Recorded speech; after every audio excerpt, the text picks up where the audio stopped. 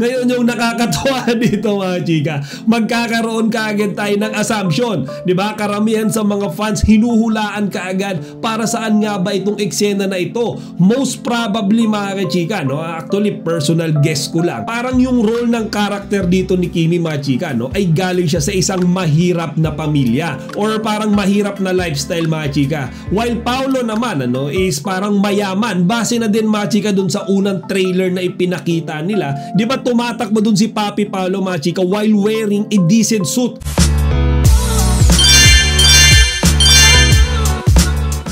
Magandang araw mga chika, Rigel po ulit, tayo yung Chika Patrol. Bago tayo magsimula mga chika, inaanyahan ko muna kayong mag-subscribe dito sa ating munting channel para palagi kayong updated sa mga latest at nagde-trending ng mga showbiz balita. So quick info update ulit tayo today mga chika, at ang tatalakayin natin ngayong araw ay itong ang pinagkakaguluhan ng mga behind the scenes at sneak peek ng movie na My Love Will Make You Disappear. So mga chika, itong mga videos and pictures na ito ay kumalat recently lamang, kung saan makikita nga natin mga kachika yung mga ganap ni na Kim Chiu at Paolo Abilino during the shoot of their first ever movie together. And uunahan ko na kayo mga chika para doon sa mga fans na natatakot ma-spoil. Wala pong spoiler dito. Ito ay mga random pictures and videos lamang. Kung bagay wala pang context tong mga to mga chika. Hindi natin alam kung para saan ba talaga yung eksena na yan na sinushoot nila. So eto nga tinutukoy ko na picture ng Kim Pao mga chika, na talaga namang pinag-uusapan ngayon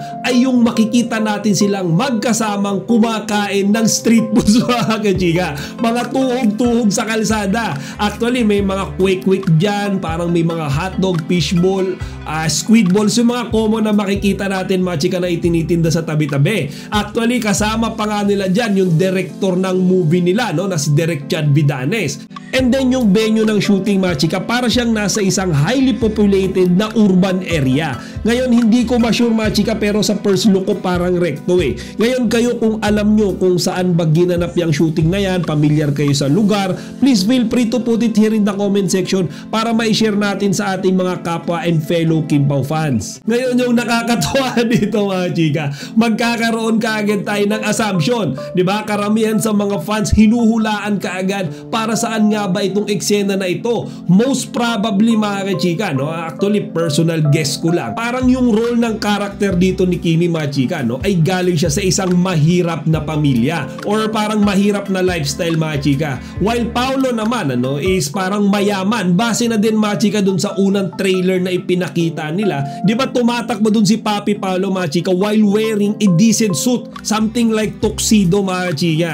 Tapos si Kimi naman ay parang simple lang yung kanyang damit. And going back to this picture mga chika, parang si Kimi is teacher dito mga chika. Tapos si Papi Paolo ay parang nag-a-adjust siya mga chika, Kumbaga kahit mayaman siguro siya, ay pinipili niyang mag-adjust for the sake mga chika na maligawan niya si Kimi. So yan mga chika, hula ko lang, hindi ko sinasabing yan yung mangyayari kasi hindi ko rin talaga alam personally. Nagbe-base lang ako dun sa trailer na ipinakita nila and dito nga sa mga behind the scene shoot na nagkakalat ngayon sa social media. Actually may isa pa nga akong picture na naispatan dyan mga chika, parang nakasakay si Papi Paolo sa isang mamahaling big bike eh. Diba? Kaya parang yan confirmation na talagang mayaman siya, mayaman yung role niya dyan sa movie nilang My Love Will Make You Disappear. Tsaka isa mga chika, sa pinakakapuna-puna dito sa mga pictures na ito, makikita natin si Kimi tsaka si Paolo na masaya while doing their shoot. Diba mga chika, yung parang enjoy na enjoy nila nung sila ay magkasama, yung tipong parang excited sila tuwing sila ay may shooting or sila ay may eksena. Yan yung mga bagay mga chika na nilulook forward ko laging makita. Though of course nagkasama naman na sila mga chika sa shooting ng iba nilang mga shows before, series, diba? Like What's Wrong with Secretary Kim and Lin Lang. Pero this time mga chika, sa kanila na nga mismo nang galing, mayroon silang mga gagawin dito na never before pa nilang nagawa sa mga previous project nila. Diba? Ayon kay Direk Chad Vidanes, mayroong mga eksena dito mga chika na first ever palang gagawin ng Kim Pao together.